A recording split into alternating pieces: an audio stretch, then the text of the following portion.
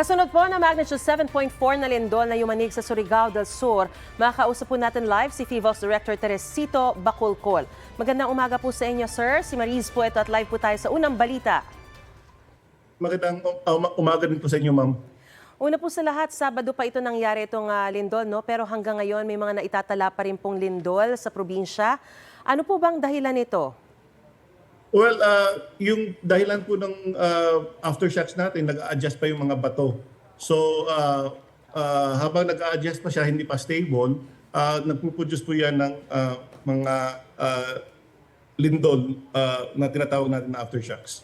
Masasabi po ba kung hanggang kailan pa aasahan yung mga aftershocks po na ito? Yung aftershocks natin would last for several days to several weeks. So, again, expect pa tayo na ba aftershocks in the next few weeks.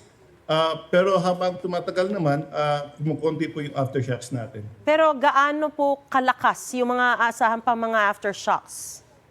Yung aftershocks, in principle, are 1 degree lower than the main shock. Yun yung maximum na pwedeng around that magnitude, pwedeng i-generate ng aftershock.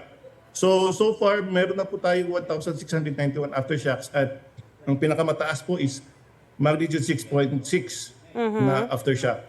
Alright, pero habang tumatagal po, dahil binanggit niyo po kanina na pwedeng umabot po ito ng mga linggo pa, itong aftershocks, mas humihina na po habang tumatagal yung araw? Yes, humihina and kumukonti po yung numbers.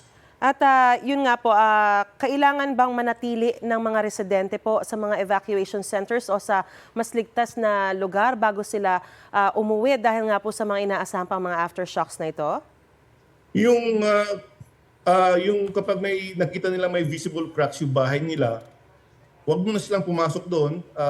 Kung nasa evacuation center sila, manatili muna and consult civil engineers kung safe na ba pumasok doon sa mga bahay nila. Kasi kung may visible cracks or visible damage, baka kung hindi ito na bumuho during the main shock, kapag may malakas tayong aftershock, baka mag-collapse po ito. Alright, maraming pong salamat sa impormasyong binigay niyo po sa amin. FIVOL's Director Teresito Bacolcol. Ingat po kayo at magandang umaga po sa inyo. Magandang umaga po sa inyo, ma'am. Mga kapuso, para una ka sa mga balita, mag-subscribe sa GMA Integrated News sa YouTube.